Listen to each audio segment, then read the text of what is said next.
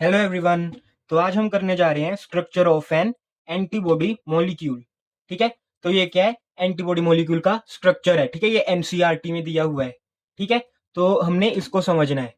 ठीक है, तो हमें क्या दिख रहा है पहले तो कि टोटल कितनी चेन्स हैं? 1 2 3 4। कितनी है? 4 चेन्स। ठीक है, अब देखो, ये मैंने डंडियां डंडियां सी बनाई है बीच में, है ना? ये क्या है? ये है बॉन्ड्स है। ये क्या है? ये बॉन्ड्स। कौन से बॉन्ड्स हैं? देखो ध्यान से। अंदर क्या लिखा है मैंने? ये दो एस डाले हैं मैंने। इनका मतलब क्या है? एस का मतलब क्या होता है? सल्फर होता है। तो यहाँ पे एक बॉन्ड के अंदर कितने सल्फर हैं? दो सल्फर हैं। तो ये क्या है? Disulphide bond. ठीक है, ये जितने भी बॉन्ड हैं ये सभी क्या है? डाइसल्फाइड बॉन्ड हैं। क्यों? क्योंकि हर एक बॉन्ड के अंदर दो सल्फर हैं। ठीक है, तो ये क्या है? Disulphide bond. तो टोटल डाइसल्फाइड बॉन्ड्स कितने हैं इसमें?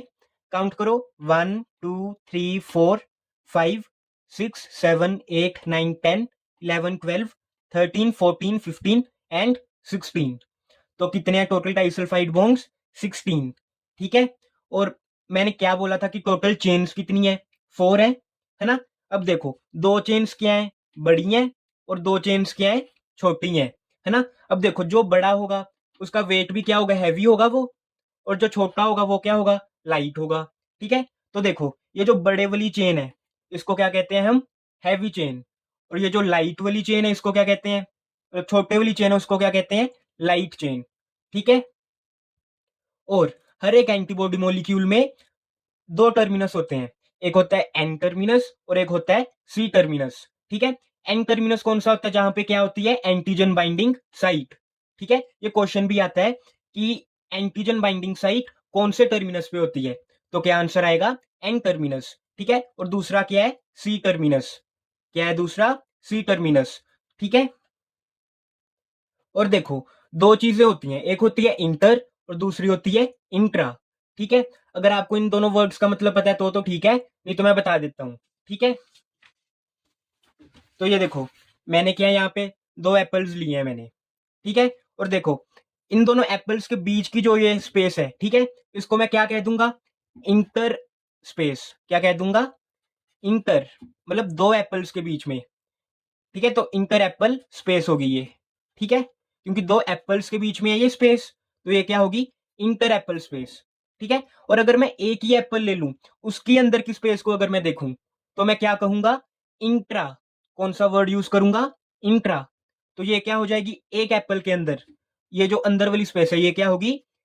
Intra Apple space. ठीक है, मेन वर्ड यहां पे क्या है? इंटर और इंट्रा। दो एप्पल्स के बीच में इंटर, एक के अंदर मतलब इंट्रा।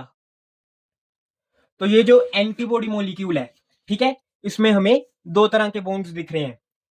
कौन कौन से तरह के? एक है इंटर डाइसल्फाइड बॉन्ड और एक क्या है? Intra disulphide bond.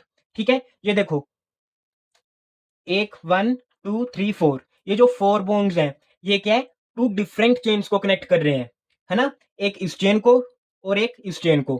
तो ये क्या हो गए? इंटरचेन डाइसल्फाइड बॉन्ड्स। कौन से हो गए? इंटरचेन डाइसल्फाइड बॉन्ड्स। कितने हैं? 1 2 3 4। तो इंटरचेन डाइसल्फाइड बॉन्ड्स कितने हैं? 4। और ये देखो, ये वाला बॉन्ड देखो, क्या है? एक चेन के साथ ही कनेक्टेड है। तो ये क्या है? इंट्राचेन डाइसल्फाइड बॉन्ड।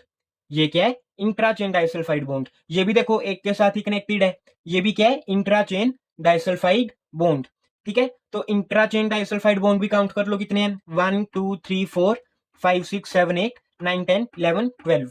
तो इंट्राचेन डाइसल्फाइड बॉन्ड्स कितने हो गए हमारे पास? 12। और इंटरचेन कितने हैं? 1 2 3 4। ठीक है, थैंक यू।